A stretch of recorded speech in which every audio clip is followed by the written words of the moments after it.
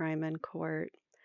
My name is Heather, and this is another episode in my Ashley Benefield deep dive series. And today we're going to be talking about what it's like to walk on eggshells when you live with a monster. So, this is part one. I'm going to try to do this in two parts, but it might be three because this is a long deposition. So, we're going to go through some of the violence that occurred in the home of the Benefields. So, obviously, we were talking about Florida versus Ashley Benefield. We have already gone through basically the history, how, a little bit about Ashley and Doug's backgrounds, how they got together. And then in the last episode, we went through the 911 call, the crime scene, the autopsy evidence, things of that nature, the criminal report, so the arrest report. So that's kind of where we're at now. So I want to take a look back at the different DV situations that we've already kind of touched on, but we're going to talk about them more in detail because we're going to go over today and in the next part or two, we're going to read through a deposition in Doug's very own words. So we're going to hear from Doug about these incidents, and you guys tell me if this guy sounds stable or not. I leave it up to you to decide. So, let's get started. Please hit that like button as we begin. And so, okay, so we went over this brief list prior. I think we went over it at the end of the last episode briefly. So I talked about it before when we talked about their relationship. So Doug Benefield, both Doug and Ashley were avid gun owners, and so Doug often carried a gun on him, on his person, most of the time, and that is what Ashley knew to be true because he often would walk around the house with his gun in his, I don't know, on his waist. All right, so Doug Benefield fired a handgun into the ceiling of their kitchen. This is truth. This is not disputed. We're going to go over the deposition and hear about it from him, his own words. Doug Benefield threw a loaded gun at Ashley. We're also going to hear about that from Doug's own words. And also with this, Doug Benefield punched their dog in the face hard enough to render the canine unconscious. Yeah, being an avid dog lover, I have a real problem with that. Also, I love cats too, so there was an incident of where he threw a cat, which I don't see it on this list. But yeah, he did that as well. So I really hate that. I don't like animal, abuse, not at all. All right, so Doug Benefield also placed a tracker on Ashley's car, and she frequently observed him following her while she was driving. So, like, I'm sure she knew his car, knew him very well, and was able to spot him. Whether she was able to get any evidence of that, that is uh, to be determined, but we'll talk about that more in the deposition when we read through it. All right, Doug was also caught by a neighbor at night standing in her backyard and peering into Ashley Benefield's home. So he was standing in the neighbor's backyard and looking into Ashley's house. At this point in time, they were not living together, and she had an order of protection on him, and he was peeking into her home. So you tell me what that is, if that's not a little psycho. All right, so which one was that? I have a lot of this one. Okay. So this is actually a deposition of the neighbor. Her name has been redacted. But here we have it. The deposition was taken on behalf of the defendant. Taken on behalf of the defendant. And let's start right here. So, did they confront the gentleman that was there? Answer, no, he was gone. Okay, you said it was dark out? Correct. And he had a baseball cap on? Correct. You had at the time a general description of him, his appropriate height and weight, but you didn't feel comfortable being able to identify a picture. Is that correct? Absolutely, I could not. It was dark. Okay. Now, while this had occurred on the heels of it having occurred, did there come a time where an audio recording was played for you? Yes. Of a particular gentleman's voice? Yes. And did that voice sound familiar? Yes. When had you heard that voice before? When I asked who was in my yard. So, little context here. After this woman called and made a complaint that there was a stranger in her yard, Ashley and the neighbor spoke. Ashley asked the neighbor, was this the man? Showed him a picture. She couldn't identify him. And then she played an audio of Doug's voice. And the neighbor is clearly stating, that's the voice I heard in my yard. All right. So when I asked who was in my yard, she says, when you asked this gentleman that you did not give permission for who was trespassing in your yard, what was he doing there? Or when you asked him what he was doing there, sorry. She says correct. And when this audio was played, you recognized the voice as one and the same? Yes. All right. What I thought I had heard, yes, yes. And at the time, you were certain of it? Yes. Okay. Now, that individual turned out, to your knowledge, to be Douglas Benefield, did it not? Correct. All right. I have another question I'd like to ask you. Did there come a time, do you remember when you first confronted him in the yard? And I recognize this is quite a while ago. Do you remember disputing with him his statement that he lived there, that you were familiar enough with where he pointed and the neighbors in that immediate area that you knew that wasn't the case, and that was what made you alarmed and led you to call the sheriff's office? Does that jog your memory at all? Okay. Or I don't know who that Miss O'Donnell says. Okay. The Miss O'Donnell must be the lawyer or either the state or the witness. The witness says, so this is all their yard here. They're looking at image or, a diagram. So this is the side. So it would be on my right-hand side. And Mr. Taylor, the attorney for Ms. Benefield, says, if you would, put a stick figure where you saw him. She says, okay, oh, he was back here. Okay. And now here's what's interesting. So here this is my yard, and he was like right here. Okay. And when there's a pond here and there's all kinds of like bushes, oak trees, and then my next door neighbor has bushes too. So it's just really creepy at night and the only reason I saw him was because of the moonlight, because I have two huge oak trees in the back.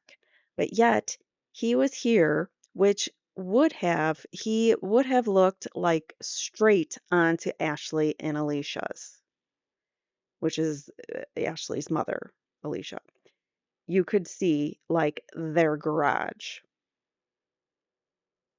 And Ms. O'Donnell says, so based on the drawing that you made, you said this was the yard pretty much. She says, correct. And then that's the end of this deposition, or at least this portion of the deposition that we were provided. So that is, like I said, that it was the neighbor who caught a stranger, potentially Doug Benefield, looking in the home of Ashley when he very much had a restraining order to not be in her vicinity.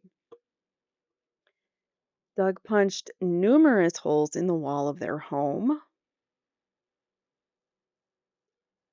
I think that's the deposition. Yeah, we've got pictures. I'll show you pictures. And Doug Benefield, his previous marriage had a domestic V history as well, um, which will read a whatchamacallit. Where is it? I have it. Yeah, this one? Sorry, there's so many attachments and exhibits here. All right, so this is the text message that Ashley Benefield found on her phone, or found on Doug's phone, sorry. She found this on Doug's phone. It was a text message from Renee, his first wife, or no, I'm sorry, his second wife. His first wife, they didn't last. He said she was cray cray. And it might be the kettle calling the pot black or pot calling kettle black, however, whatever the saying goes.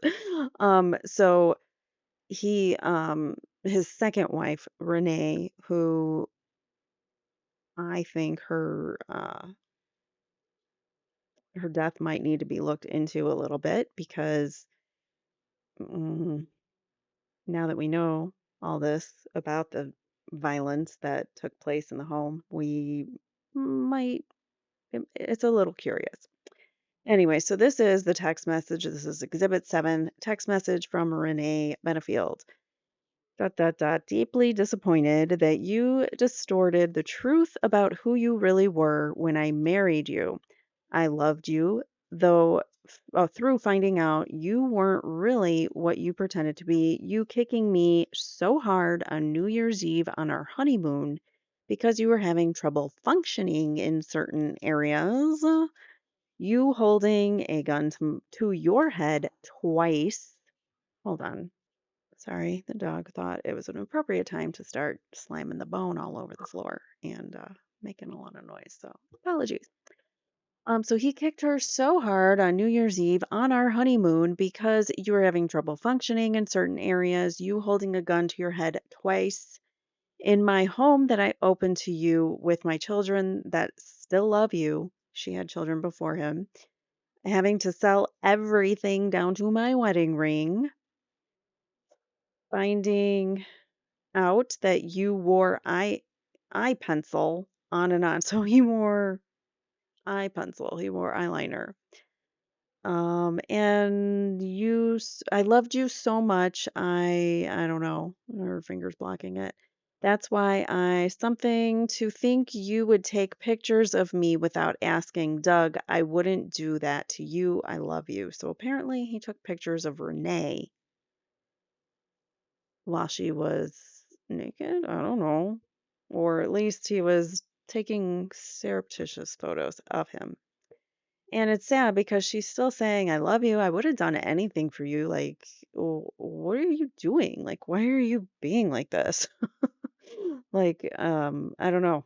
It's just, yeah, I feel it. I am feeling bad for Renee. Um, as a DV survivor myself, I had a brief marriage, and that relationship, as long as it lasted, he was hmm, pretty awful. And so I have, I feel a very special kinship almost to Ashley to have to have gone through this. It's like anyone that's been through it before, you kind of have like a kinship to that person. So I feel like, I don't know, I just feel I take this case personally, I should say, rather. All right, so here are text messages between Ashley and Doug. So who is who? Ashley is blue, Doug is gray.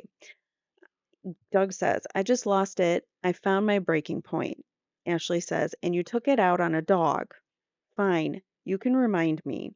Ashley, I was stupid. I was angry. I was frustrated. I was lost. I needed help. I got help.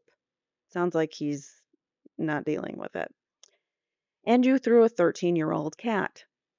He says, how many times do you want me to say I failed? That all shows that a man who has never done that was under too much pressure. That's what happens. You break. I broke. I lost it. I know it. I got help. I'll admit something, something. I can't read the rest.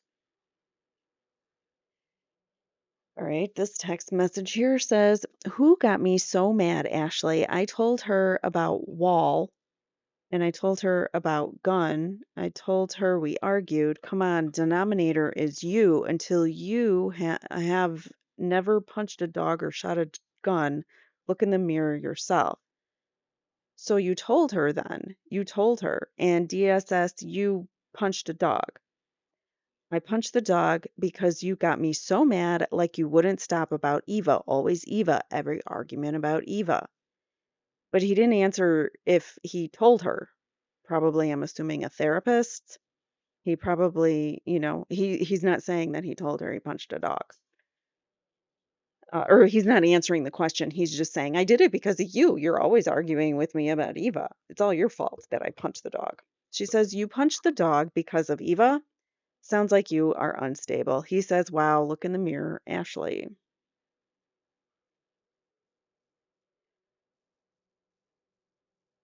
This is some more. She says, I'm sorry, and sad face. Then he says, now all I see is some douchebag on top of you, effing you with your legs spread, and him choking you out and effing you more. Right now, I literally want to go KILL him or them. Baby, don't even think like that. No one would ever touch me.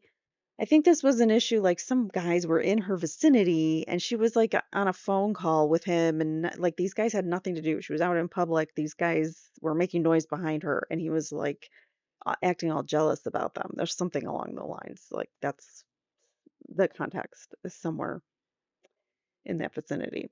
It was like totally unrelated. These people that happened to be on the in the background while Ashley was on the phone with Doug, and he heard these men, and he got really annoyed.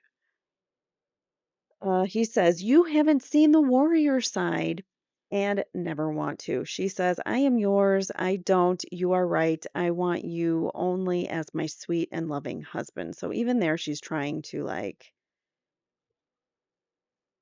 quash it, say, it's no one, I'm with you. Like, what are you getting so mad about? And I feel that. I've been in that conversation where it's like, oh my God, there's no one else. Turns out he was seeing somebody else, but he projected and was constantly telling me I was cheating on him, which was not true. Anyway, so we talked about those were the Renee texts. And this is photo of Ashley with a black eye from the motion to dismissal, which we'll read through in another episode. The defense, I think, I don't know if I have it. We've got a lot still to cover. So the defense team also attached depositions of that Doug Benefield made while detectives were investigating Ashley Benefield's DV claims. In the deposition, Doug Benefield made several admissions to his violent behavior, and we'll go through that. Here's the photograph of her eye. It looks like there might be some swelling and maybe some blackness there. I don't know. She already kind of has dark eyes, so it's hard to tell, but I do think that there might be some swelling there. She had said in her testimony that he was taking, I think, his fist and like rubbing it into her temple. So it's not like he punched her to avoid a black eye. Like he did. Abusers, these kinds of perpetrators know how to hurt their victims without making the marks sometimes. They have ways of disguising it. And I think that that's what he was doing with her. In July 2018, Doug reportedly confessed to removing a gun from its holster and firing it at the ceiling. He also allegedly threw the gun against the wall in an attempt to silence Ashley Benefield during an argument. Doug fired a gun during one of their arguments. Bullet lodged in the ceiling of their home. You can see the ceiling, the bullet lodged in the ceiling there. And here are some punched holes in the walls and a patched hole right there. So, yeah. I'm gonna skip through this part, just a timeline. And here, we read through all of these. Where's the other? I had more photos for you, I thought. Anyways, all right. So that is that's a good starting point for us. So now we kind of know where we're headed here. So let's actually, did I finish this? Oh, she Ashley got an injunction for protective order as well. So I want to read through that with you first, and then we'll get to his deposition. So first off, this is Ashley's petition for injunction for protection against DV. Ashley, Christina Benefield, and Douglas Glass Benefield. Let's not put all of that on there. Really, I don't need to put all this. So, or we don't need to go through all of this. This is quick. This is just like basic information that she's got to put in here. And then she checked all these things that he's done previously, harassed, stalked, all of these things she's checked. All right. I'm not going to read through them all, but here is her account. On the evening of December 2nd, 2017, I received a package in the mail that I was able to identify as being sent by Doug because I was able to recognize his handwriting on the front and the name of sender was Doug and our SC home address was listed, or South Carolina address was listed as return address. The package contained several items, including a handwritten note from Doug wishing me a happy birthday, as well as 4 teacups and matching plates, a tea maker, and what appeared to be several bags of tea from Tivana. When I opened the box, there was a strong chemical odor which made both me and my mom feel very sick. I was living with my mom at the time, and she was with me when I opened up the package. Because of my history with Doug and his previously threatening statements, I took the package and all its contents to the Manatee County Sheriff's Office, where Hazmat was called to the scene. Upon testing, it was determined by Hazmat, continued on additional papers. Upon testing, it was determined by Hazmat that the tea from Tivana had been removed and replaced with potpourri. The potpourri was found to contain urea, a hazardous substance normally found in fertilizers used in the agricultural industry. Urea, I think is how you pronounce it, urea, is also found in the medical industry to induce second trimester of a those things that end pregnancies in pregnant women by burning the fetus to insane death before delivery. Some death before, I don't know. I can't read her writing very well, but we get the point. I was in my second trimester, approximately 5 months pregnant at that time when I received this package from Doug. See attached Exhibit C. On or about October 27th, 2017, Doug and I were having an argument via text message wherein Doug admitted to several acts of violence, including when he pulled a gun on me and shot it in our home, as well as punching holes in the walls and punching our family dog, Sully. On or about September 10th, 2017, Doug and I were having a verbal dispute over the telephone where Doug was very angry and aggressive. After our call, Doug drove from South Carolina to my mom's home in Florida, where I was staying at the time. Soon after his arrival, Doug had a violent outburst, yelling, screaming, cussing, and when I refused to go to bed with him, he began to throw things. I then ran to the room where I was so afraid I became violently ill, and he followed me into the bathroom and continued to harass and scare me, standing over me. Doug left Florida that next day to return to South Carolina, and on more than one occasion, he threatened to use force to bring me back to South Carolina by forcing me to take medication to keep me sedated if he had to, and said I would have to take the medications whether I liked it or not. Doug had, on previous occasions, forced me to take medications I did not need or that I had not been prescribed for by other people. or that had been prescribed for other people, sorry. 7. On or about August 4th, 2017, Doug trapped me in our master bathroom and forcefully grabbed me and held me down when I tried to escape. On or about June 20th, 2017, Doug punched our family dog, Sully, so hard in the face that he was rendered unconscious. On or about June 17th, 2017, Doug and I were at a public beach when he became angry and aggressive. He shoved me, yelled and screamed at me, and threatened to leave me at the beach to walk home, which was about 7 miles away. On or about June 15th, 2017, Doug pulled a loaded gun on me. He then threw the gun at me, but missed me. The gun hit the wall instead, punching a large hole in the wall. Doug then grabbed the gun again and held it to his own head, threatening to take his own life. He pulled the trigger, and though he missed, he shot a hole in the kitchen ceiling. So he pulled the trigger while it was on him, but purposely shot at the ceiling. I don't know. It's something trying to scare her, I'm sure. See attached Exhibit A, page 3 for hole in the wall, and pages 4 and 5 for the bullet in the kitchen ceiling, which we saw. See attached exhibits, pages 1 and 2 for texts from Doug admitting that he did it. All right. On or about June 1st, 2017, Doug kicked our family dog, Sully. Okay, so now this is beyond punching, this is kicking the dog. So he tries to say that the whole punching the dog was an accident kind of thing, and now he's kicking the dog too. So that's not an accident. Causing Sully to go flying backwards and yelp really loud in pain. This caused Sully to cower and be very afraid of Doug. Fucking bastard. Mm.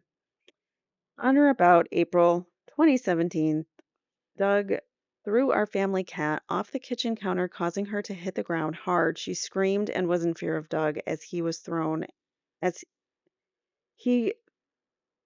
thrown her on other occasions too. So this isn't the first time. This is just one of the incidents that she is documenting. On or about April 14th, Doug trapped me in the master bedroom and prevented me from escaping. Doug threw a punch, and his fist went all the way through the wall, causing drywall to fly off and hit me in the face. See attached, showing backside of the hole and showing where his fist hit the wall. In addition to above described incidents, Doug made several threats to me, including statements like, "If I can't have you, no one can," and telling me that he could make people disappear. Doug also claimed that he has taken other people's lives and poisoned people, and that he got away with it and that he could do it again. Doug also stated that he had trackers on all the cars and that he had video surveillance in our home and that he could see on his phone anytime a door or window was open.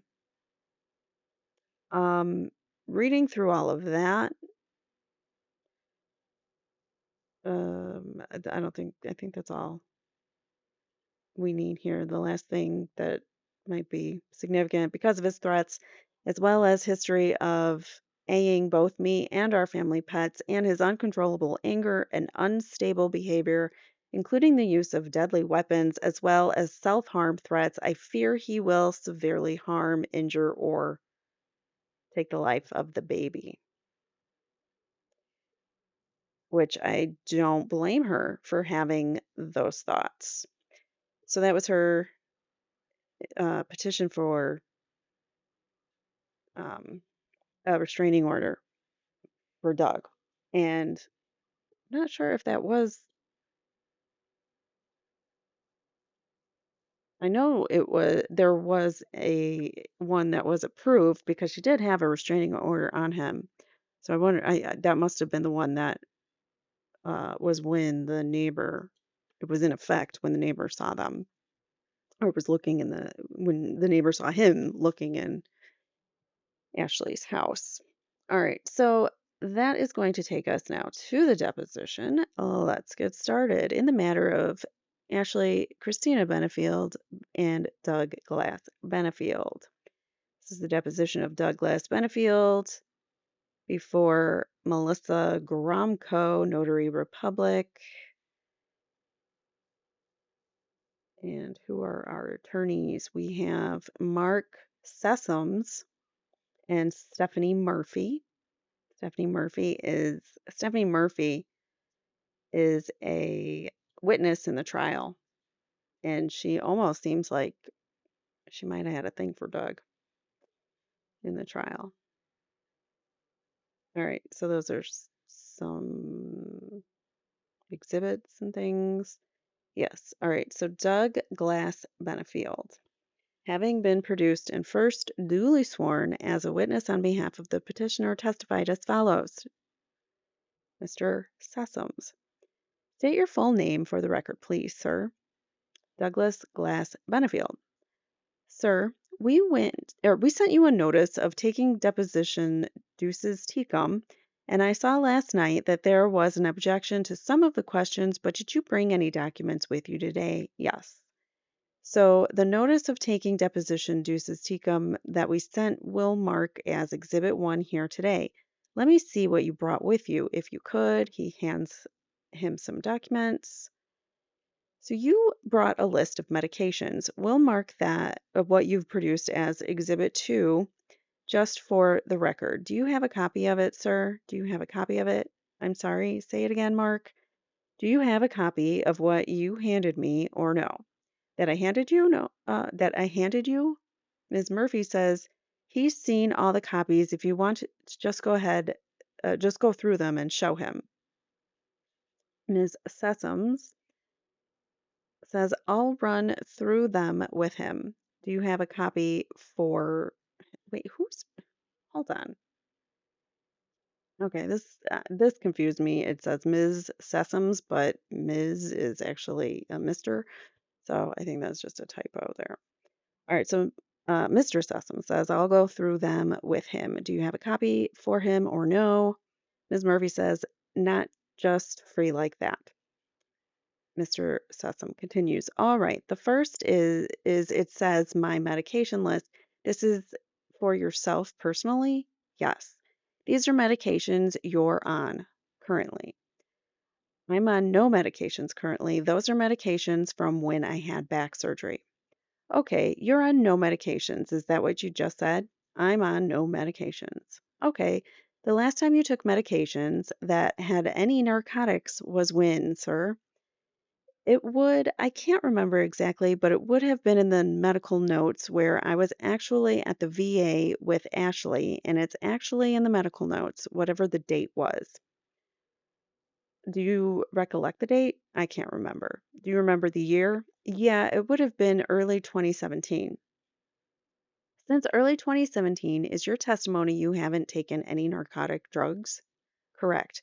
This was February 14th, and there's actually notes in here. His wife endorses most days he's miserable was because I was not taking. Wait, what? I'm confused. Since Question. Since early 2017 is your testimony you haven't taken any narcotic drugs? Correct. This was February 14th, and there's actually notes in here. His wife endorses most days he's miserable was because I was not taking pain medications. Oh, so I guess like he was quoting something in the notes. I was just taking mostly Tylenol. And you took the pain medications, your testimony due to your back surgery? I had a disc fused, yes. What level? It's in their lower two discs. In the lumbar? Yeah, okay. It would be in the medical notes. In terms of alcohol, what's your alcohol use pattern currently? Almost no alcohol, and when I drink, very infrequently. It's beer, and it's always been the case.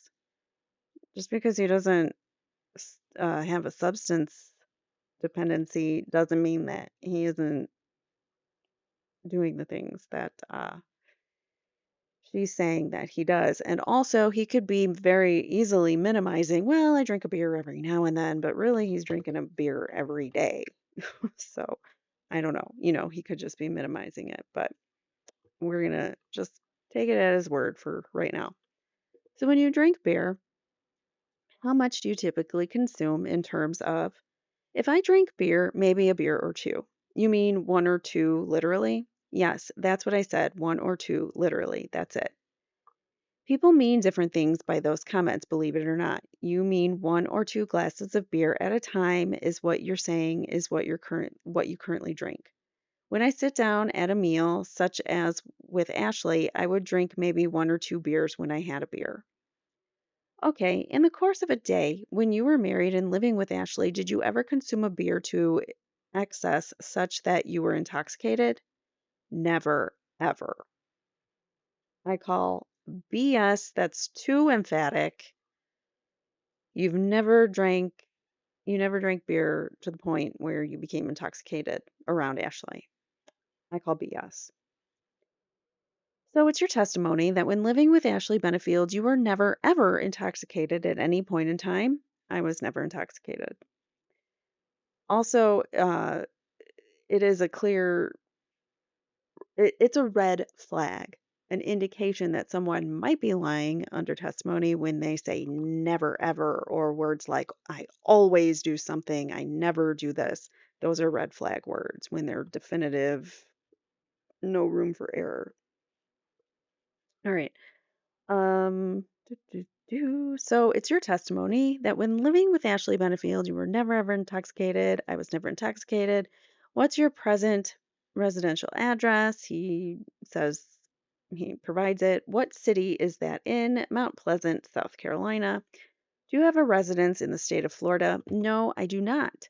Have you looked for a residence in the state of Florida? I've begun looking. Yes. So they were moving. He was supposed At this point, I guess maybe he was trying to move to Florida, but then they were both going to move out of state again together to what, Maryland or something? I don't remember. The too many moves. I can't keep it straight. He says he's begun looking for residences in Florida. When you say you've begun looking, what have you done to look for a residence in the state of Florida? I have a realtor that has looked for houses for me. Have you actually gone and physically looked at houses? Yes, I've looked at a couple houses, mostly townhouses. What's your intention? My intention is to be near my baby. All right. So, is it your intention to purchase real estate such as you can reside in proximity to Ashley Benefield? My intention is to be in proximity to my child. You can see he keeps repeating that thought because he doesn't want it to appear like he's moving to Florida to be near Ashley. Let's not forget that he has a teenage daughter back at home, and they also took in another teenage girl who was the friend of Ashley who was having trouble at home. So she came to go live with them because that was the most stable thing for them to do. And the two of them, I mean, I'm not victim blaming, I'm just saying.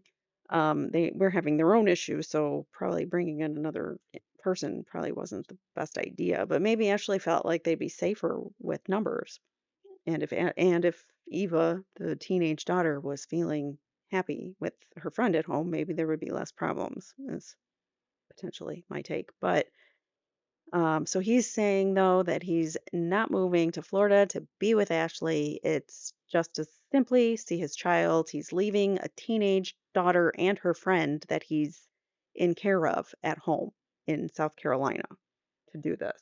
So makes me question his intentions. Okay, but focus on my question. Do you have an intention to live proximate to Ashley Benefield? I said my intention was to live proximate to my child. But that wasn't my question. You're answering something that's different from my question. I want to make sure we're on track and we're communicating. Do you know where Ashley lives? Yes, I do. Have you been there? Yes. Have you stood outside of her residence where she lives currently? Yes, while we were married and were together. Okay. Since you were, what do you fix as your date of separation? So what are you claiming as that date that you guys are separated? The day that Ashley left us on September 18th, the same day the ballet started, and she left me with 40 dancers. So he's angry about that. You're getting off track. I just asked you the date of separation, and now you want to talk about the ballet company. We have a limited amount of time today. We're just going to focus on the domestic V, the DV. So just answer my question if you don't mind. Sure. I understand you're emotional. I understand you're upset, but I want answers to my question if you can do it for me, okay? Absolutely. So on September 18th, she left and returned to Florida. On August 25th, I drove her to Florida, but on September 18th is when she came back to Charleston to leave a note. Okay, did she come in the residence? Yes, she did. Did she take things of hers? Yes, she did. Did she only take her personal items? As far as I know, yes. She didn't take anything of his. So, what is he mad about? She left a note saying she wasn't coming back. She did not specifically say she wasn't coming back as far as I remember the note. What do you remember the note saying? It was a laundry list of allegations against me. Do you have the note? No, I do not. Where is the note? Well, I tore up the note, but apparently she kept a picture of it because she turned it in when she already had it when she went to the doctor and left it with the doctor. She's being smart by keeping all of her information documented. That's what I would say. That uh, why she took a picture of it. She left it with the doctor in South Carolina. Correct. On September 18th. The OBGYN you're talking about? Correct. But you tore up your note? Absolutely. Okay, and do you remember what her allegations were against you at the time? To the best of my memory, it was kind of categorizing it. It was a long list of repairs that needed to be made in the house, it's a 25-year-old house. Hold on, wait a minute. So you just said it's a long list of allegations, and now you're saying it's a long list of repairs of the house. So which is it? I'm confused. I'm not asking you justification for why the repairs weren't made. I'm asking, what do the notes say? It was a laundry list of repairs that needed to be made on the house. It was allegations that I was controlling and manipulative, and a few other descriptive words, but that general category. Anything about ABUSE? I don't remember it saying anything about that, but that will be in the copy she left with the doctor. Up until that time, up until September 18th, do you believe you'd been ABUISIVE to her in any way, shape, or form? Did you commit acts of maltreatment on her? Absolutely not. Again, you've got that word absolutely, which is a red flag. Tell me about the incident in terms of the shooting of the gun into the ceiling. On that day, what date was that? It will be in the can we go back and look at you can look at whatever you want. Okay, in her notes, in her allegations, she said June 15th. Do you believe that was the date? It would have been there or thereabouts because it was I'm not asking you why. I'm asking you, do you believe that was the date? Yes, I believe that would be the date. On June 15th of what year? 2017. What's the date of your marriage? September 7th, 2016. Okay, what's the date you met? Do you know? August 25th, 2016. So they got married super fast, as we knew. And she really didn't know him, maybe, when she married him because she didn't know about what he had done to Renee. And I'm sure he didn't tell her that. And all this other stuff is now coming to light. And the way, when she was away from him, basically because she had been sick due to her pregnancy, she went to go live in Florida with her mother. And I think during that time, she probably realized that this guy's not all that stable anymore. Like, I'm fearful for my life and my baby because she's pregnant now. She's got to care about not just herself, but her baby's safety too, I would argue. Anyways, all right, so that's the date they met. All right, and you fixed the date. You separated as the date you came and took her items and left the note. Is that what you were saying? I don't know what the legal definition of separated is. I'm not asking you the legal definition. Do you fix the date that you separated from Ashley Benefield as the date she came back and took her items? Yes. Yeah. Have you seen her again? No, I have not seen her since September 18th. Since September 18th, have you physically gone to any location that you believe to be her residence? No. So, if neighbors have seen you in proximity to her residence, is it your testimony you haven't been there? Absolutely. I have not been there. Again, that word absolutely and those definitive, declarative words like absolutely, never, very red flag ish. You haven't driven by her residence? I drove by with the realtor one time when we were looking in Central Park. When you were looking in Central Park, is that what you said? Correct, which is the neighborhood her mother lives in. Did you know it to be the neighborhood her mother lived in? Yes. And you didn't try to avoid going by? I didn't say anything to the realtor, so he just drove me around. And when was that, date-wise? I don't remember. It would have been in the time frame of probably January or February. Of? The realtor, it would probably be in the realtor's notes or my notes or emails. January, February of 2018? Correct. Okay. And did you stop in front of her residence? No, we did not. So it's your testimony other than that one time that you're saying the realtor was driving? Correct. Other than the time the realtor drove by her residence without knowing that it was your wife's residence, obviously saying that's the only time you've been within 500 feet of her residence? Correct. So again, here is that's the only time you've ever been within 500 feet.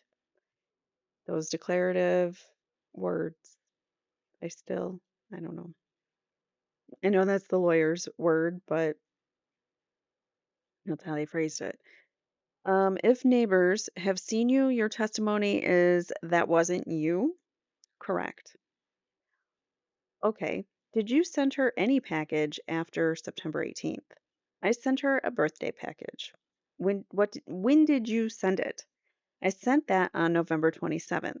So on November 27th, you put a package in the mail in South Carolina. Yes. And and sorry, what were the contents of the package? It was a teacups and plates matching from Pottery Barn, a set of four for her and her mother. It was a tea press from Tivana and some organic tea for pregnant women from Tivana. Is that it? Yes, and a note card. What's the note card say? A handmade note card. Sorry? A handmade note card. What did it say? I'll read it. It was a handmade note card and it said, Happy birthday to the apple of God's eye, dated 11/27/17. Dear Ashley, beyond anything in the world right now, I wanted you to know how much I appreciated and still daily recognize how much you did to show Eva love, to make this home special, and to be a great wife while balancing so much in this complex life we found ourselves in. I hope you have a good birthday and are feeling well and enjoy the beauty of pregnancy. I know God has a great plan for you, and I thank Him for creating you. With love, Doug. Was that all true when you wrote that? Yes, it was true. Still true? Yes, for the most part, true. Yes. When you say for the most part, is it all true? In retrospect, not all true. So he just lied. What's not all true? Understanding some of what she caused to happen in her home. You said she was a good mother to your daughter Eva, right? I said I appreciate it, correct? Did you say she was a good mother to Eva? Let's see what I said. I said I appreciated and still daily recognize how much you did to show Eva love. Right. Yes. Does that mean she was a good mother figure to Eva? No, it does not. Okay. Okay.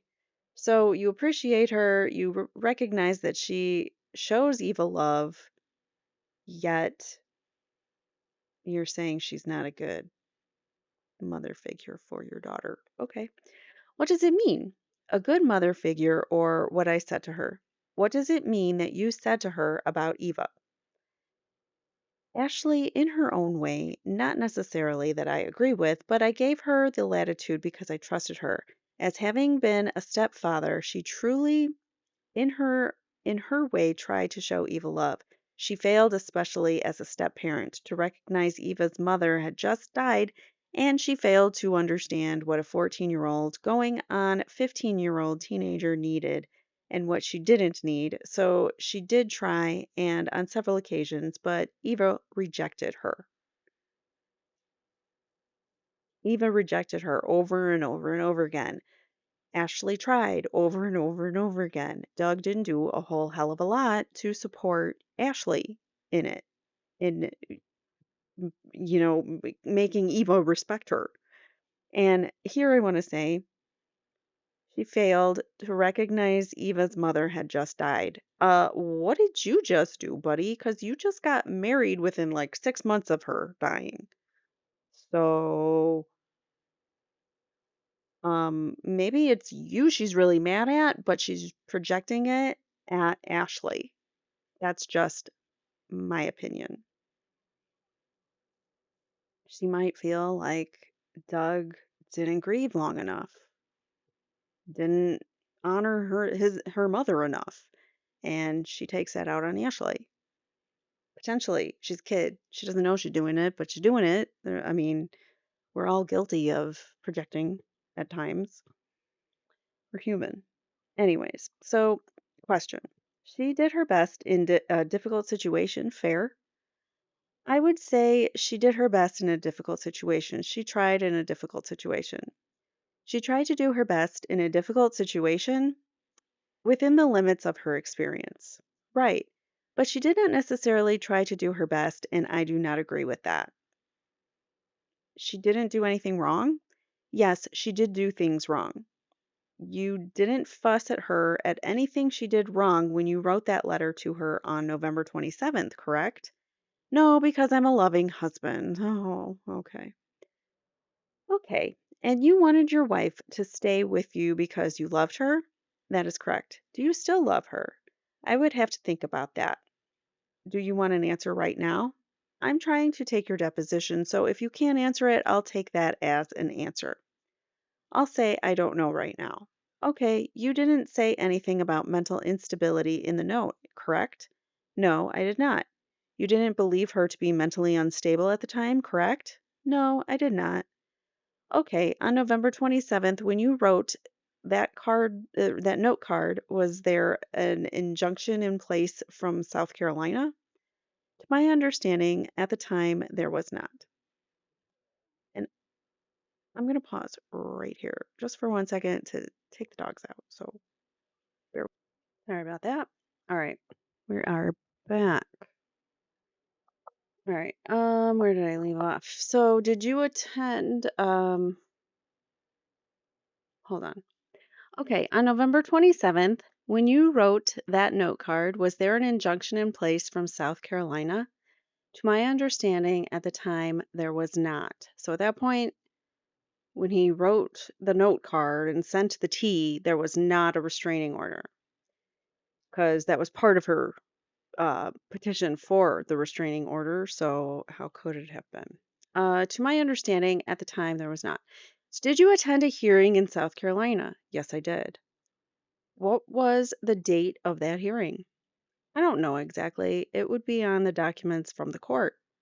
The 23rd of November? The court hearing? Yeah, you don't remember? I don't. I think it was about a month or 5 weeks earlier than that. Okay, it was a good. You were present? Yes, I was present. And you heard what the judge said. I heard what the judge said does not equal I understand everything the judge said. Okay, the judge said that the two of you would be restrained from communicating with each other. I don't remember exactly what the judge said. I remember mostly that the judge refused to hear testimony, the judge refused to go through her allegations, and the judge chastised her and her attorney. That's what I remember the most. Okay, but none of what was what I asked you. None of that was what I asked you. I'm sorry. Can you focus on what I asked you, like for the umpteenth time? I don't remember specifically. Could you go through the transcript? In the mutual restraining order, both of you were prohibited from contacting, stalking, or harming each other, correct? That is the restraining order the judge wrote, if that's what you're reading from, not what he said at the court. You don't believe he said that in court? I honestly don't remember what he said specifically in court. I was sort of in a daze. Why was he in a daze?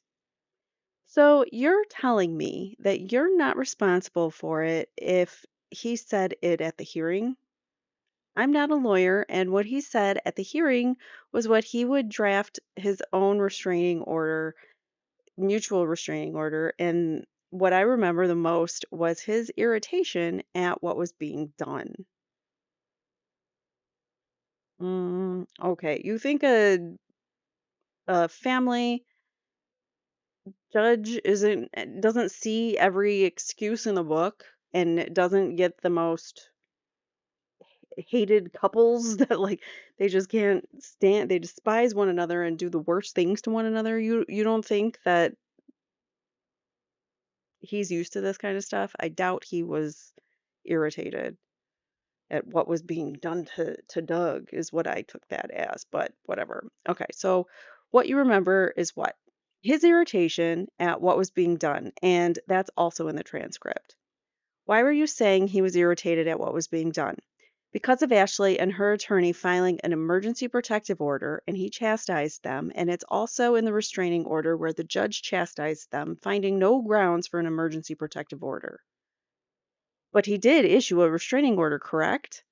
He issued a mutual restraining order applicable to both parties, which took about 5 weeks for him to send. And the parties stipulated to that restraining order at the hearing, correct? I have no idea what stipulated means. Agreed to it. It was announced to the judge that the parties had an announcement, and that was the agreement. It was correct. And that was what the agreement was, correct? Sorry. My understanding was what stipulated was to the agreement of what Ashley desired with me paying bills. How did the judge reach this conclusion that the two of you wouldn't contact each other? Yeah, like he keeps going back to like he's angry at Ashley for whatever reasons. Like he's trying to throw out what the reasons are that he's angry with Ashley for, but that's not what she's asking. Or he, the attorney, is asking, and he just keeps like talking about all sorts of stuff that isn't relevant. So, how did the judge reach this conclusion that the two of you wouldn't contact each other? Was that based on an agreement between the lawyers, or are you just simply saying you don't remember? I don't remember. I can't tell you what I recall, but I don't remember specifically. Regardless, you were present for the whole hearing? Yes, I was present. You filed a South Carolina action, correct, for divorce? No, I did not file an action for divorce. You filed a complaint which asks for separate maintenance? My limited understanding of a separate support and maintenance agreement was to establish financial separation. That was in response to the things that Ashley had already started doing when I found out about her injunction and the allegations that she was making in Florida and the allegations she had made to the sheriff's department. When you filed this, you understood she was a resident of the state of Florida, correct? And that she resided in Florida since August 26, 2017. Yes, but I live in South Carolina. When you filed this, you allege that you were a resident of South Carolina, correct? Yes, that's correct. And that's where you intend to remain at the present time, correct? For present, yes, I'll say pending what happens with my daughter and the court. Do you attend church in Florida? Yes, I do. Where? At Bayside Community Church. And is that a church that Ashley also attends? It was the church Ashley attended. Yes, Ashley introduced me to. What's the last thing you said? Ashley introduced me to. It is a plant church of a church I go to in Charleston. If you live in Charleston or the Charleston area, why were you attending church in Florida? That's a good question. When I come to town, I go to church there. And why do you come to town? Because I'm doing business with the church. What? Why are you doing business with the church? Two levels. When I was attending church there and meeting with the pastors when Ashley, the reason I started communicating with them again was when Ashley left and I tried to get Pastor Bernard to communicate with Ashley because she left completely out of the blue with me having absolutely no understanding of what was going on. So I asked Pastor Bernard, who she loved dearly, to contact her. Isn't that like manipulation? You're going to friends and family of hers to reach out to her and try to change her mind and things like that. I even spoke to Pastor Randy, but Pastor Bernard reached out to her a couple of times. In the process of speaking to Pastor Bernard, and I went to a prayer meeting with Pastor Bernard that was sort of a lunch for the church's new year, and in the process met the provost of the college they have there, the Bible college they have there, and one of the things the foundation that a partner and I founded acquires and uses ancient manuscripts like Torahs to use for churches to understand evidence-based apologetics. I brought the Torah back to the college and met with them. And the timing was that they were at the very beginning of desiring to have an apologetics program at the college. One thing leading to another, they were very interested in what we were doing with our foundation in ancient manuscripts. I connected them to a number of fairly well-known apologists that are experts in the area of written books, as well as our partner in some of the businesses. Again, one thing leading to another, they had just decided to grow the college and acquire a 100-acre piece of property to build a new campus for the college. On top of that, they wanted to build an apologetic center, so I connected them with more people in that community, mostly through my partner Dan, and then began coming down here to plan out this apologetic center as well as a large launch of a new campus in November. Then on the technology side, I've worked with their property development in-house folks to put some of our 5G technology onto the campus as well as some of our energy technologies on the campus and make it a green campus. So this is a church Ashley's attended since 2011. I don't know how long she's attended there, but I don't believe it was 2011, but I can't tell you for sure. When do you think it was? I don't know. So you have no idea how long she's attended that church. I don't. You said she attended the church before you met her, correct? Correct. Do you have any idea how long that was for? I would have to guess, just based on impressions, for years? I don't know. You said based on impressions. What's your impression? She had desired to become. I'm not asking about desire. What was your impression about timing? My impression based on the fact that she tried to. I'm not asking what it's based on. I'm asking what do you think the timing was? The timing? You said she attended the church before you. Yeah. So my question was, what was your impression of how long she attended the church? My guess would be, again, this is just a guess, but on the order of between 1 and 2 years, maybe.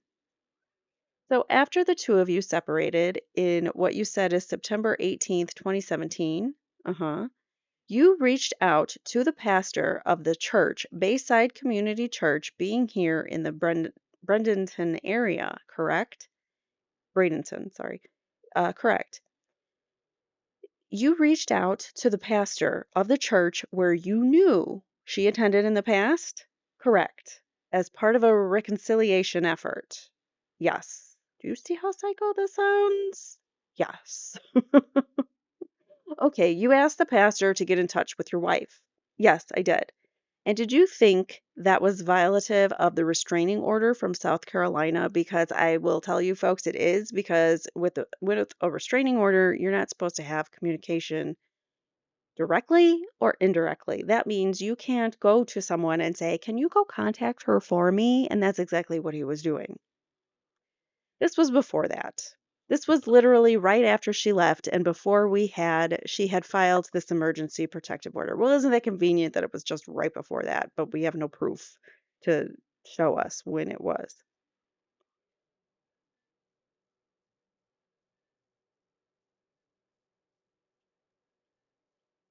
I'm hearing like a weird whistling. I don't know if you guys heard that. That's really weird. That like totally. My house haunted? What's going on? I'm home alone. This is scary. All right. I don't know if you guys heard that. That was, I'm still hearing it. It must be music or something outside. All right. So this was before that. This was literally right after she left and before she had filed this emergency protective order. I'm not Question. I'm not sure when you reached out to the pastor of the community church. When are you saying it was? It could have been right after September 18th. So it would have been, okay, late between the 18th and the end of September. So then the first time you came down to go to Bayside Community Church was when? I can't remember exactly. Just give me your best idea. My dog heard it too. I don't know what that is. All right. So yeah, I can't remember exactly. Just give me your best idea. Yeah, just let me think for a second. Yeah, it probably would have been the end of September, beginning of November, sometime in that time frame. September to November, is that what you said? Somewhere in late September, because as soon as okay, I'm just asking you dates, sir. Stop going off in tangents. It would have been my best guess, late September, maybe early October. Okay, and you have attended that church how many times? Maybe 4 or 5 times since September. In September of 2017, 4 or 5 times between now and September. Okay, and you're doing that regardless of not living in Bradenton, correct? Makes no sense to me. And no time since September 18th have you lived in Bradenton, correct? No, I have not lived except to obviously stay when I stay in town. Where do you stay in town? Airbnb and hotels. What did I say? Airbnb? Did I say Airbnb? I don't know what I said. Airbnb and hotels. How could we know the dates you stayed here? How could we know? Yeah, I can look at the Airbnb account, hotel charges, charge cards maybe. You could print that out for me? I can, sure. I can look and find them. And have you stayed proximate to her mother's residence at all? When you say proximate, do you mean in the same town? I'm saying how far away have you stayed in these Airbnbs? The closest, maybe 4 miles, 5 miles. Did anybody come with you? One time, one of the folks from the Architect Foundation came down with me for a meeting with Bayside.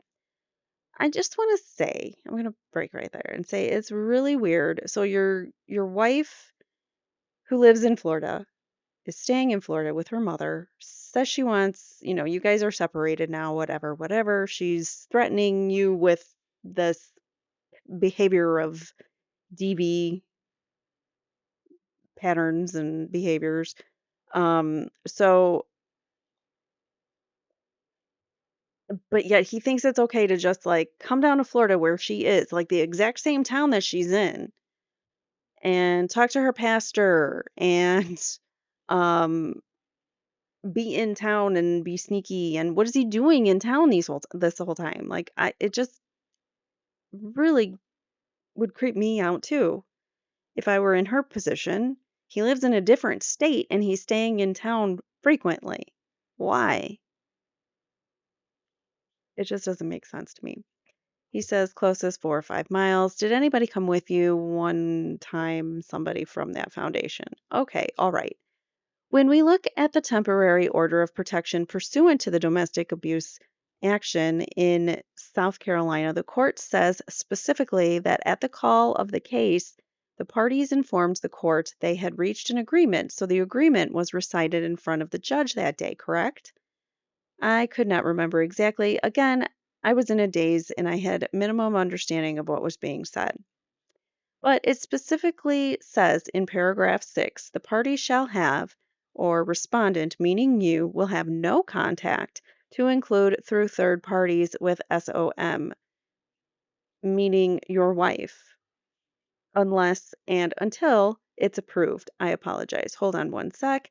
It goes on to say, in lieu of dismissing this case, and especially since the parties have reached an agreement on certain temporary issues, that the court declines to take the testimony and approve their agreement and further order as follows.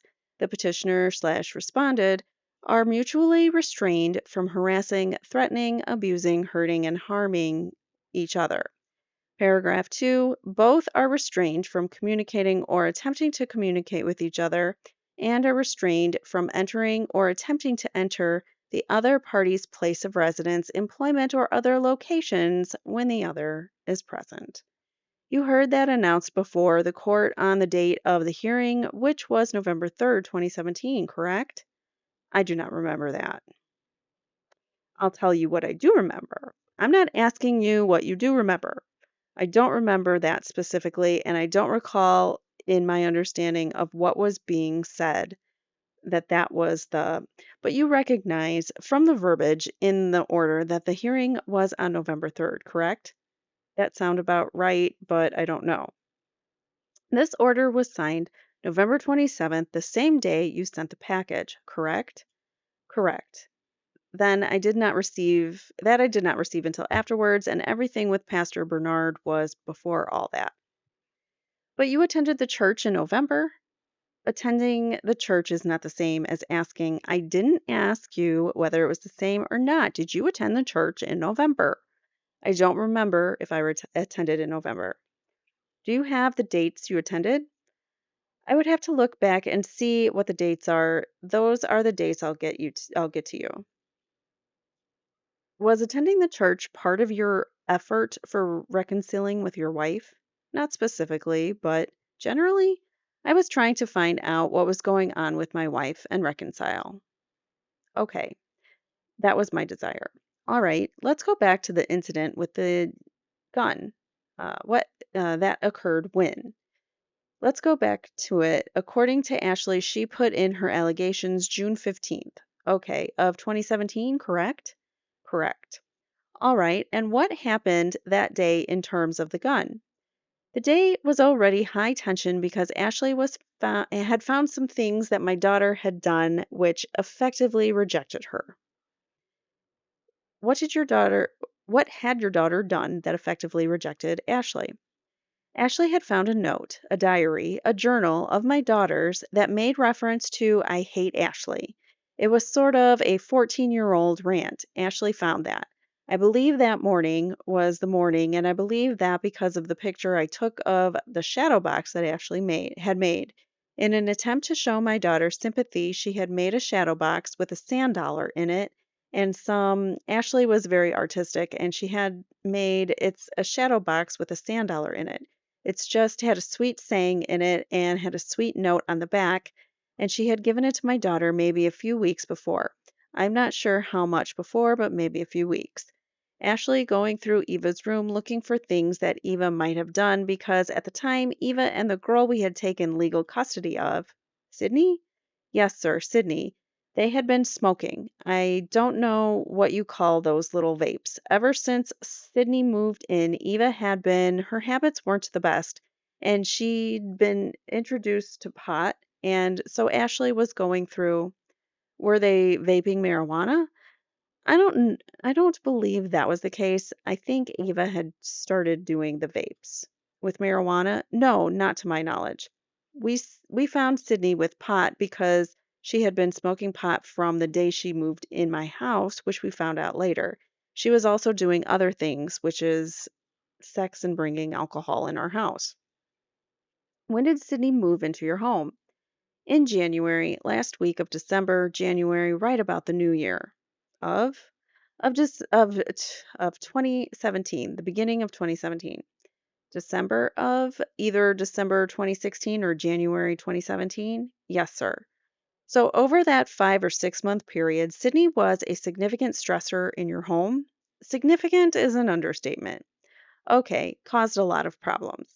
She brought a lot of her problems into our house because of the way she had grown up. All right. And you and your wife, Ashley, were guardians for Sydney? Yes, we had become, I think in June, we were awarded legal guardianship. I think that's about the date. Sydney came to your attention because she was friends with Eva, right? She was not a good friend, but she was a friend of Eva, and Eva brought her to the house, and Ashley met her in, I'd say, late December before Christmas. Okay, so Ashley finds this journal or diary of Eva where? I assume she found it in her bedroom because she would go through her bedroom and Sydney's bedroom on a regular basis looking for stuff. Like pot? Yeah, pot. Just things they might have done. That was a legitimate concern and a legitimate effort on her part to search the room. Fair? I believe it was legitimate, yes. All right. So she finds this diary and she's upset. Did she confront Eva? She did not confront Eva. She brought me the diary and showed me that she was extremely upset, and I understand why. She was upset because she had done things like give her this shadow box with a nice saying and the sand dollar. Sure, she was upset for finding those things. I didn't understand what you. Yes, she was upset for finding those, and that morning she made a big effort with Eva to take care of her and be maternal towards her. Fair? She felt rejected, right? I'd say Ashley did feel rejected. She's upset and she brings it to you, and what's your response? Well, that morning, again, going by a photograph I took of the shadow box, which was that morning, was that she did not bring me the shadow box. I was downstairs and I remember hearing her crying upstairs, and I didn't know what had happened. I thought she maybe hurt herself. She being Ashley? Yes, correct. You went and found Ashley crying alone. She was on the floor with her face buried and screaming out why would she do this? Okay, is Eva there or no? No, they were at school. All right. What happens from there? I took a picture of the shadow box and was dumbfounded and we tried to get ourselves together. I'm sorry to interrupt, but why did you take a picture of the shadow box? I was upset with my daughter. I thought the daughter's note was in the diary. There's two different things. There was a note in the diary, and then that morning was the shadow box. I thought Ashley made the shadow box for Eva with a nice loving saying in it. Right, with the sand dollar. There's two different things going on. There was a note she had found prior. Right. And then there was a shadow box that, if my camera was right, obviously that it was the same day that Ashley's saying was the date of the gun. I'm lost in terms of the shadow box, the significance. It was a very emotional day that started off with Ashley crying. Had Ashley already made the shadow box before June 15th? Yes, that was probably. How does the shadow box play into this? Because that's how the day started. What started with the shadow box? Had she given the shadow box to Eva that day? No, she'd given Eva the shadow box several weeks before, like maybe late May, early June. I don't remember exactly. I just remember her giving it to Eva. You said the day started with the shadow box. I'm not getting it. What happened with the shadow box on June 15th? You asked about the date of the gun. Yeah, the day started off with what was already emotional with Ashley finding the shadow box. She found the shadow box. What was the problem with the shadow box? Why is it taking so long to get him to answer the question? Eva had taken the sand dollar out and put the rose from her mother's grave. Okay, I missed that part. Okay, and she found the diary that said, I hate you, Ashley? That had been before, so there was already significant challenges between her and Eva. So now he's saying he said that was the same day. Now he's saying it took place before. The diary thing took place before the shadow box day. He's so confusing and he's not answering these correctly because he's all over the place and he's got red flag words. Okay. So she's crying face down in the ground or in the carpet, whatever, and what happens from there? She kept screaming, why would she do this? And so I tried to console Ashley. We eventually, recovered from it. I was very upset, again, not understanding all the dynamics as a male that were going on in the house. Obviously, we had gotten married very fast, and Ashley had never even had a child, much less had stepchildren, much less had a stepdaughter whose mother just died, which much less on top of what of that having started a ballet and adopted a little girl with problems, so there was intense stress in the home. Time out. She didn't adopt Sydney, she had guardianship. Legal guardianship, right. Summarizing, we were contemplating the adoption, but we were only going so far as guardianship, hoping her mother would recover. The day started off that way, very highly charged, a lot of stress in the house. Any more questions about that? Yeah, I want to know about how the gun got discharged. And I had, on that day, we had a lot of, most of my life at this point was revolving around the ballet. So I had planned on doing some banking for the ballet, and then we had a meeting. We were going to go to the bank and then go get something to eat. And then I don't remember what the meeting was specifically after that. We had recovered, gotten in the car, but when what had happened in between was something else had happened that Ashley suspected that because at that point already the girls were under some form of restriction. I don't remember specifically what was going on, and they were coming out of some restriction.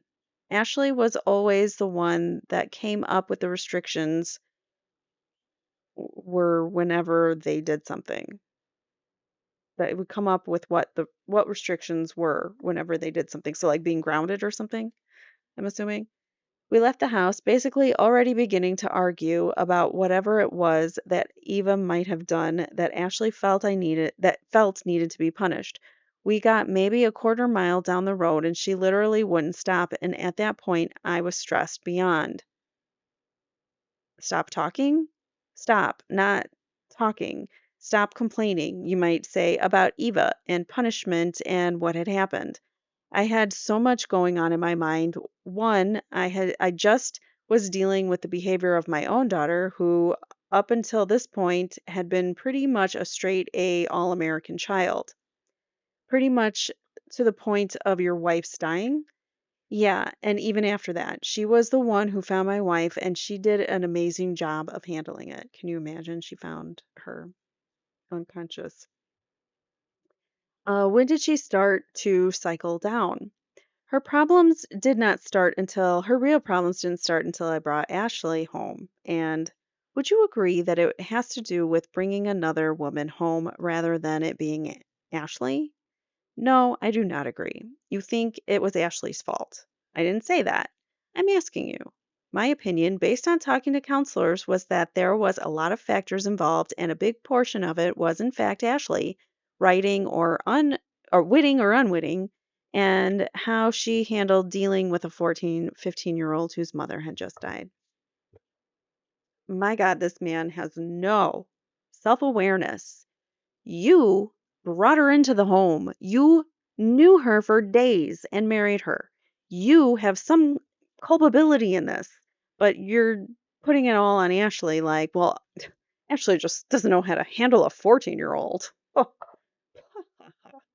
like, I'm perfect and I did everything right. And Ashley is just, she doesn't know how to talk to kids because she doesn't have kids.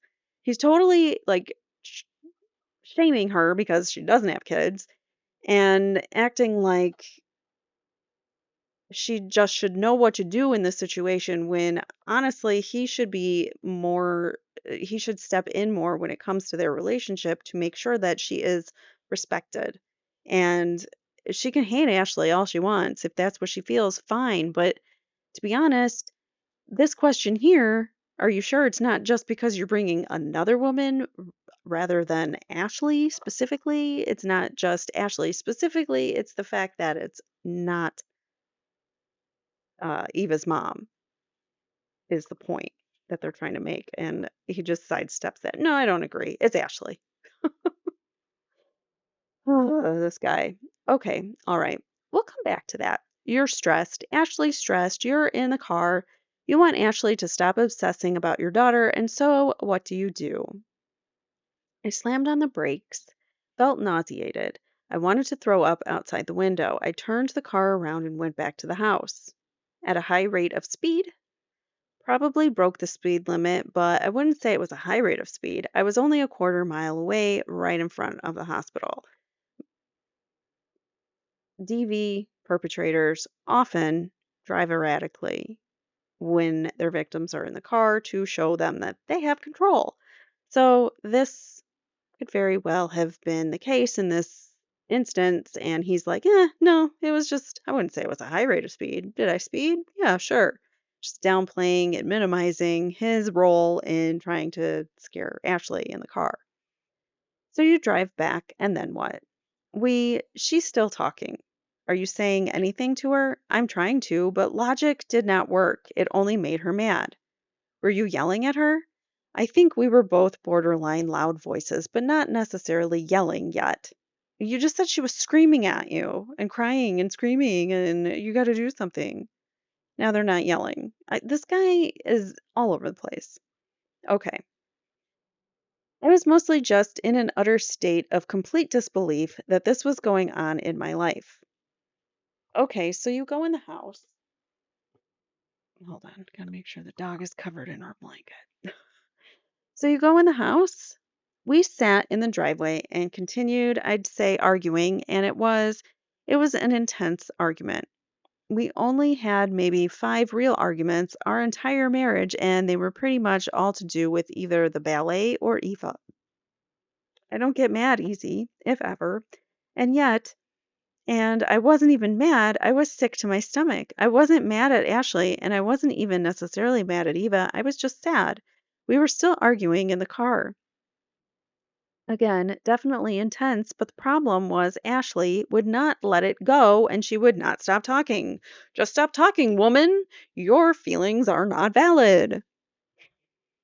I tried to be quiet and to stop talking. I literally was just sitting there in complete and utter disbelief, but she wouldn't stop. So you play the silent game on her. You do the silent treatment thing, and it probably just makes her more mad because you're not responding to her, and you ignoring her feelings is just making her more upset.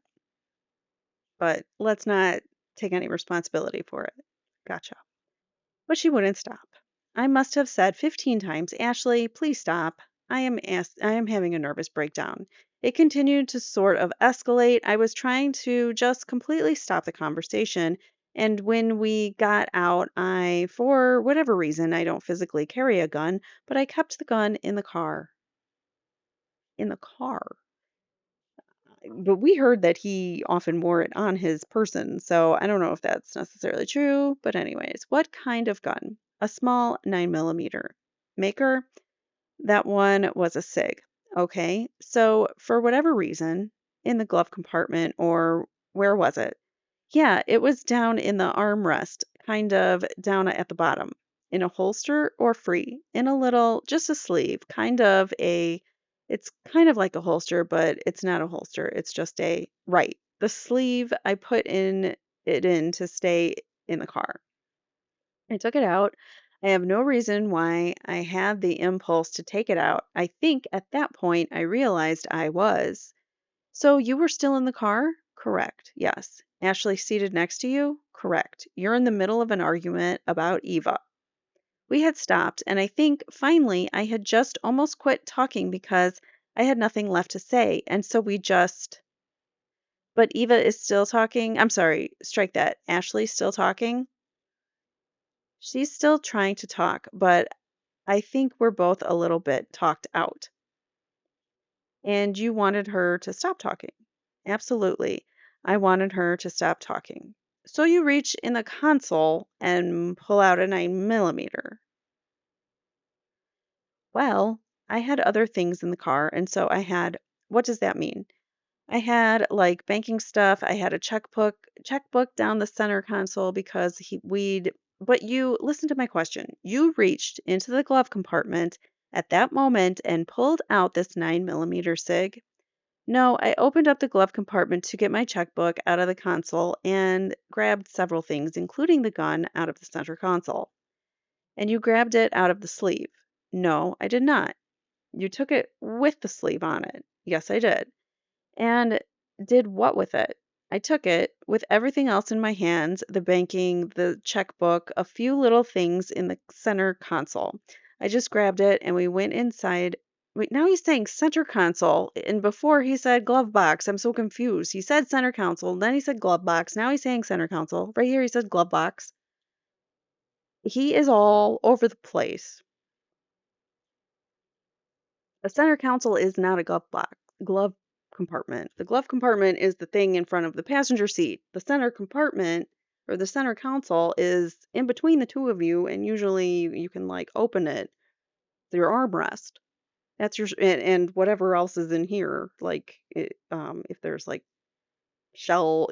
like if there's areas to put things under your radio and whatnot, your drinks and all that. That's your center console.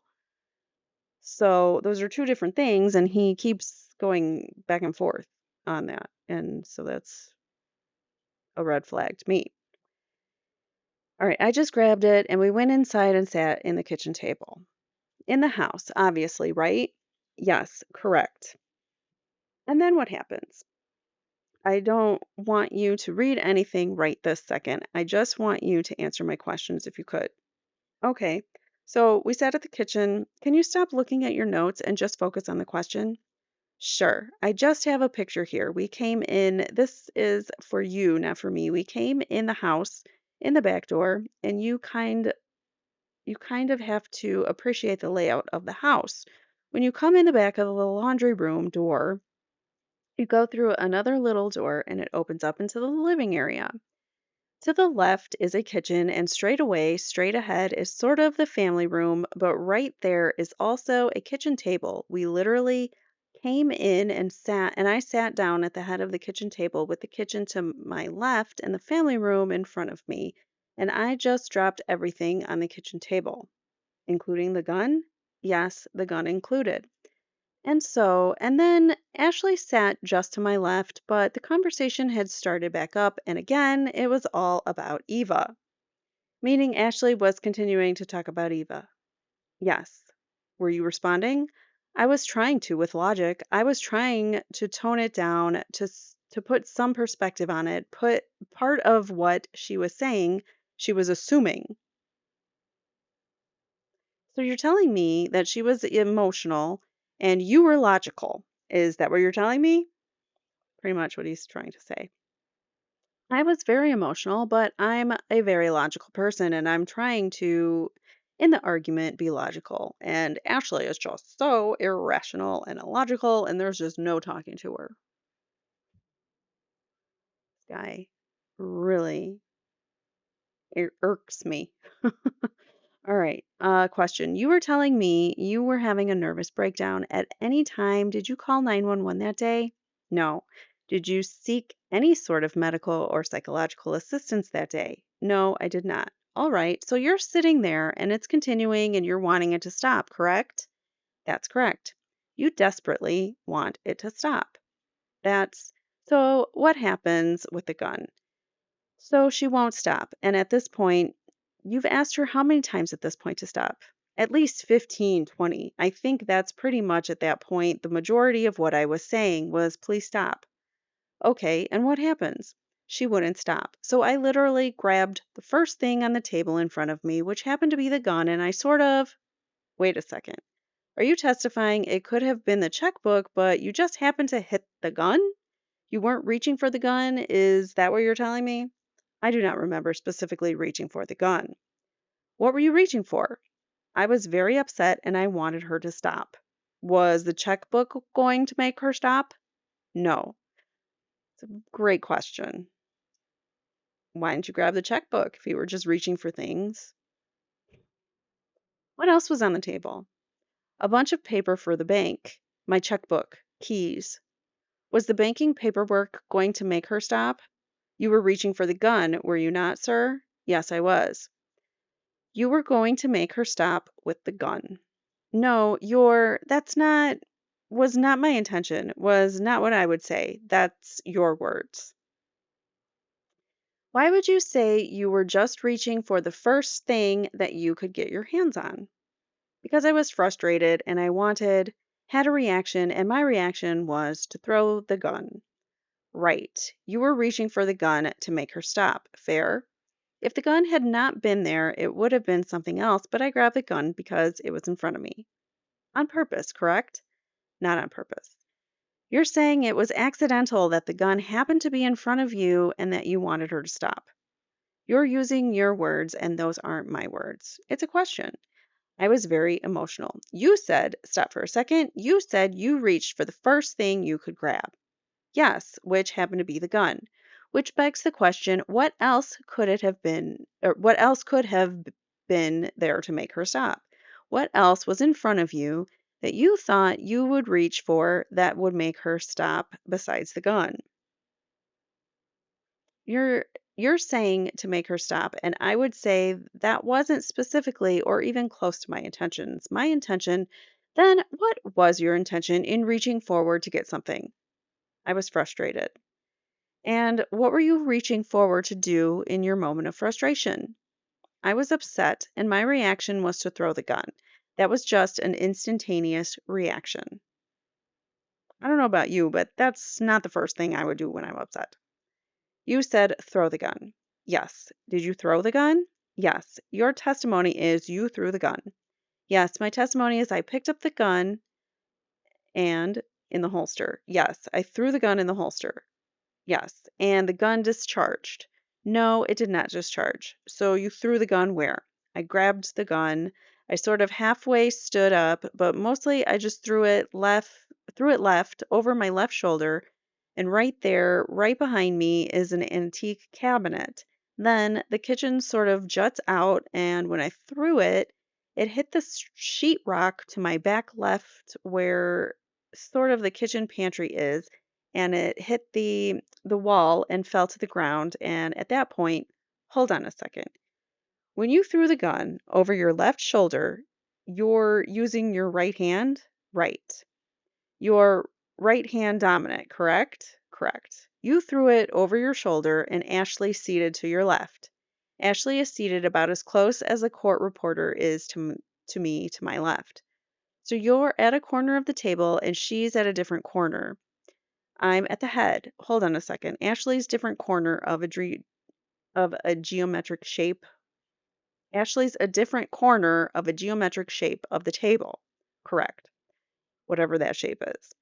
But she's facing you to your left, correct? Yes. You throw it over your left shoulder. So your movement is towards her with your hand, but then it goes over your shoulder is your testimony, correct? No.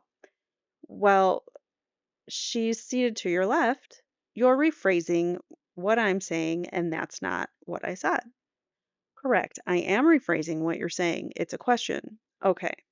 That's what we do in depositions. Okay. So when you reach for the gun with your right hand in front of you, you throw it over your left shoulder. Ashley's to your left, correct? Would you like me to tell the story? No, I'm asking a question. Ashley's to your left when you throw the gun over your left shoulder, correct? That is not the exact motion. No. What is the exact motion is my question then.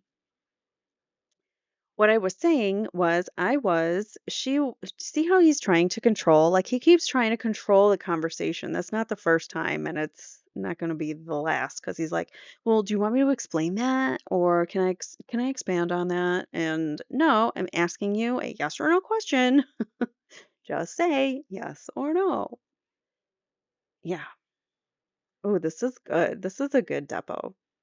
Like it's juicy, interesting to read. It's not a boring transcription of something. Anyways, all right. So what I was saying was, she was to my left, approximately where the court reporter is, around the corner of the court reporter's about 2 or 3 feet from you, 3 to 4 feet. Okay, maybe 5 feet. Yeah.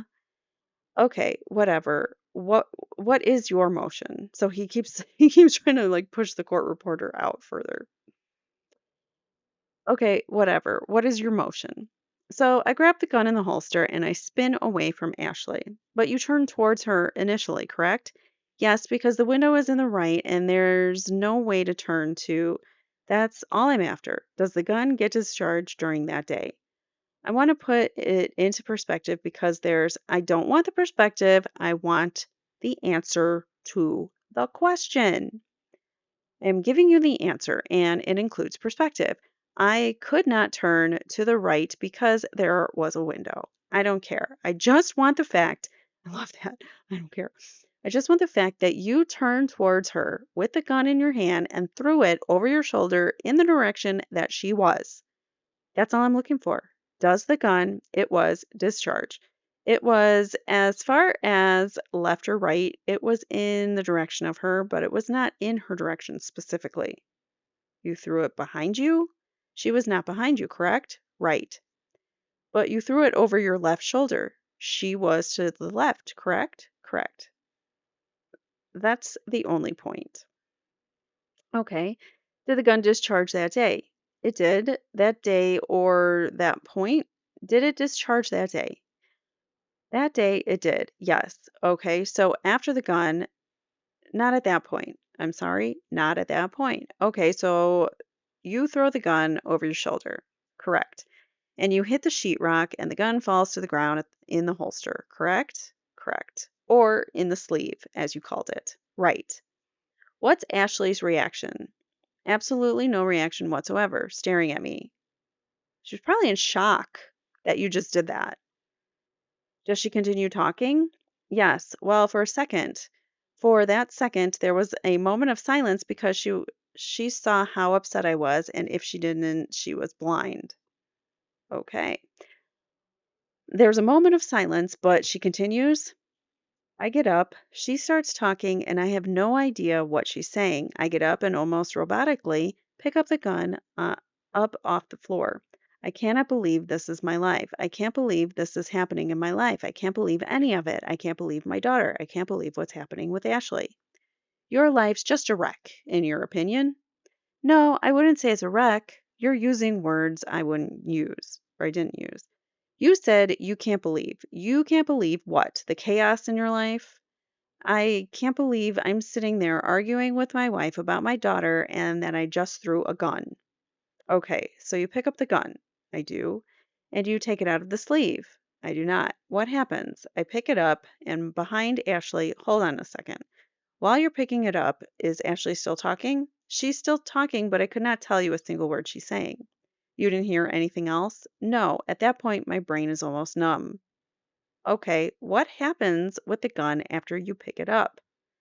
I pick it up. It's got sheetrock dust on it. I walked behind Ashley. I put it on the kitchen counter, which is a little bar that separates the dining area from the kitchen itself.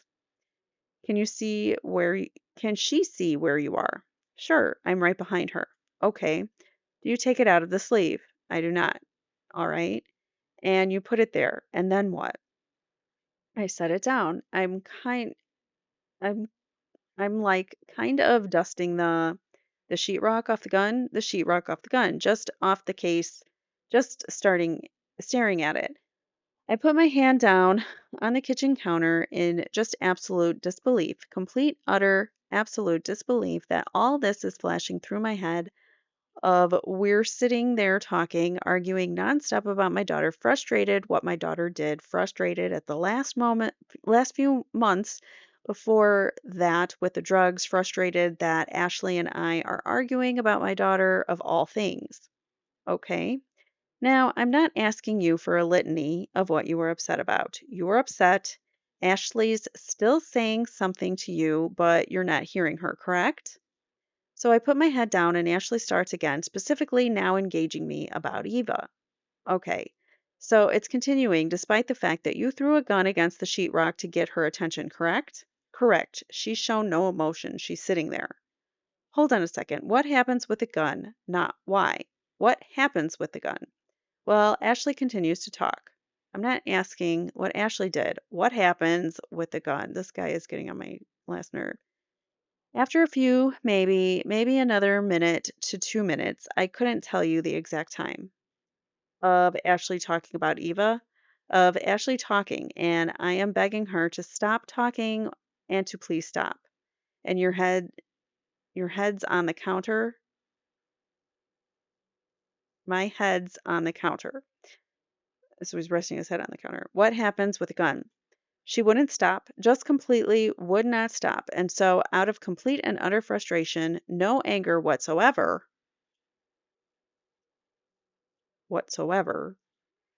I would say it's another trigger word. I don't remember feeling a single iota of anger. Then he goes on to clarify, I don't remember feeling a single iota of anger. It was purely utter frustration. And so what happened? The gun sitting in front of me, and I pull it out of the sleeve and I shot at the ceiling. Did you say something before you did it? Did I say anything? Yeah. I said nothing except for I was up to that point asking her to please stop talking and please give it a rest. Did you say anything to the effect of I'm going to take my own life? No, I did not say I was going to take my own life. You make no remark that could be construed as intending to take your own life. Absolutely not. Again, absolutely not. So Ashley is seated in front of you with her back to you this whole time. I could not see her because my back was to her. So your head's on the counter, and the last thing I heard, she was seated at the end of the table behind you. Fair? Out of peripheral vision and situational appreciation. What kind of a freaking answer is that? What I'm focusing on is where is Ashley? She's seated at the table still?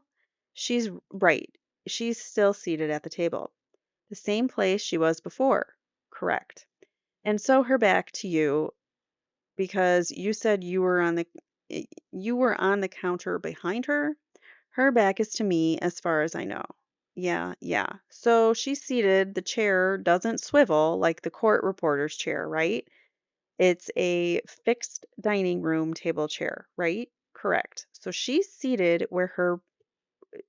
there with her back to you, and you pull the gun out of the sleeve and don't say anything and just discharge it into the air. Pretty much exactly like that. When you say pretty much, was it exactly like that? It was a blur, and I wouldn't say exactly like that, but what I do remember was my head was on the counter. I was begging her to stop. Is your head on the counter when you discharged the firearm?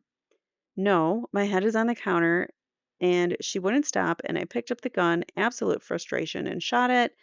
But as I raised my head up, I'm a good peripheral situational awareness, I guess, and I realized Ashley had stood up because I could see her. Like this all happened in the blink of an eye. I could see her peripherally out of just to my left, back, not right behind me, but further to the left towards where the cabinet was, which was maybe 5 feet away, 6 feet away. And as I'm shooting it, pure frustration, not an ounce of anger, I perceived she's there and almost the exact same second look around at her and she's sitting there with her arms crossed staring at me. I'm confused. She was seated at the table and then you said she was standing behind you and now you're telling me that she's seated again. Where was she seated again? No, that's not what I said. That is what he said. Where was she seated with her arms crossed when you discharged the firearm? She was not seated, and that's not what I said, and the court reporter can play it back. Then explain to me what you were trying to tell me when you said her arms were crossed. You said seated with her arms crossed. At the second I'm raising my head up grabbed the gun and shoot it. I'm now standing and in my periphery. I am now aware that Ashley, within the last second, has stood up and is 4 or 5 feet away, right by the cabinet near where I threw the gun. The same second again, this is all in microseconds, I am shooting the gun at the ceiling. I notice her. She's not sitting anymore. She has stood up, and when I look around, the exact same second, she's standing there and her arms are crossed and she's just staring at me. I want to go back and say she's sitting there with her arms crossed, staring at me. So she was up, and down again. I mean, she was down, up, and down again in what he first said. Now he's changing it. So, yeah.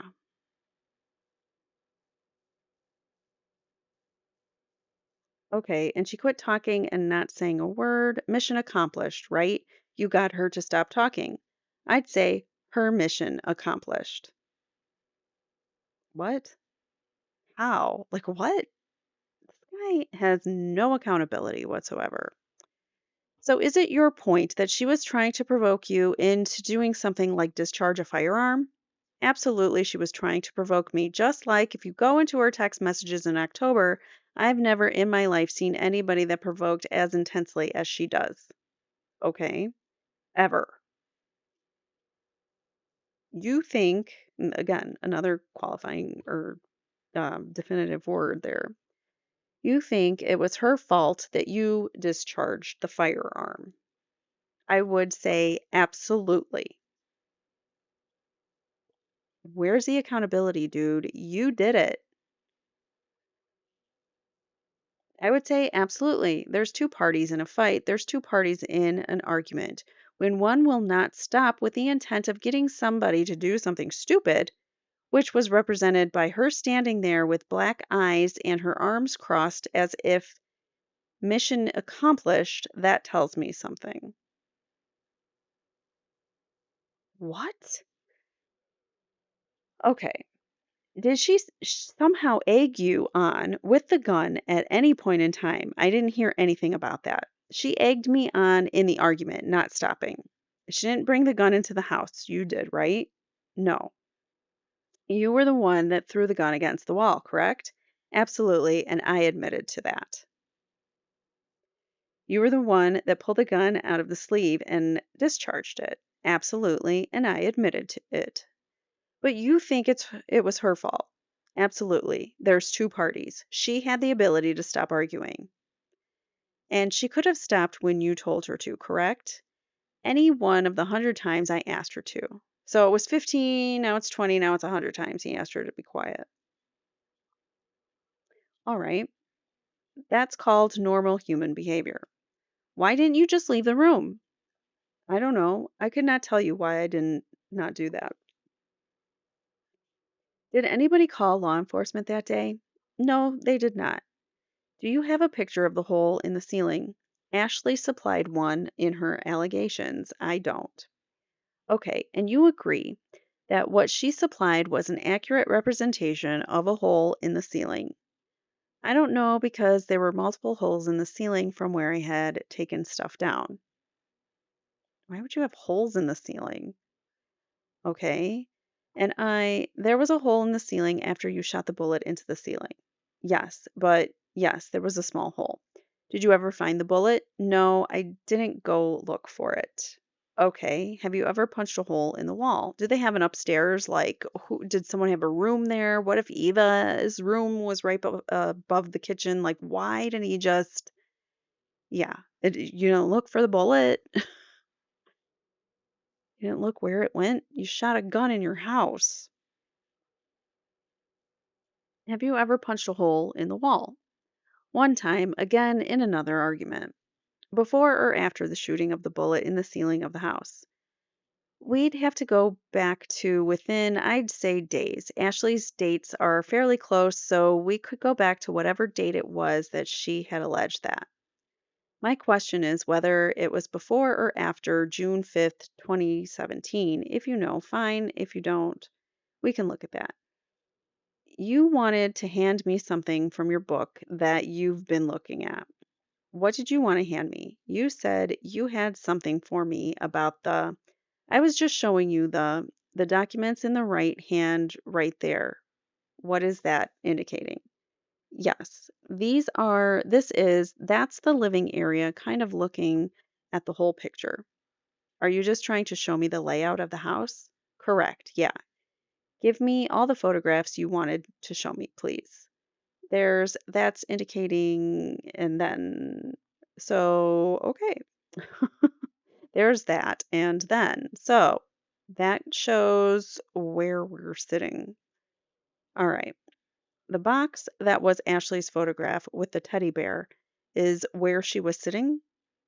Even though there's not a seat there, that's where she was sitting. The picture covers the seat up. 3 is where your head was. Yes, 3 is where I set the gun and laid my head. Here's the shadow box. Hold on a second. Okay. When you threw the gun, the effort was to make her shut up. No, that's not what was going on in my mind. My head was pure expression of frustration. Do you see where it says right here in your own document that's now part of Exhibit 3? I threw it to make her shut up. Do you see that you wrote that? Oh, what a dumbass. He told on himself. Yes, this is your writing. Uh huh. Yes, yes. When you shot, it was to make her stop fussing again. I'd say that was the result, but I wouldn't say that thinking back. I'm asking what you said here. I picked it up and I just shot it to make her stop fussing.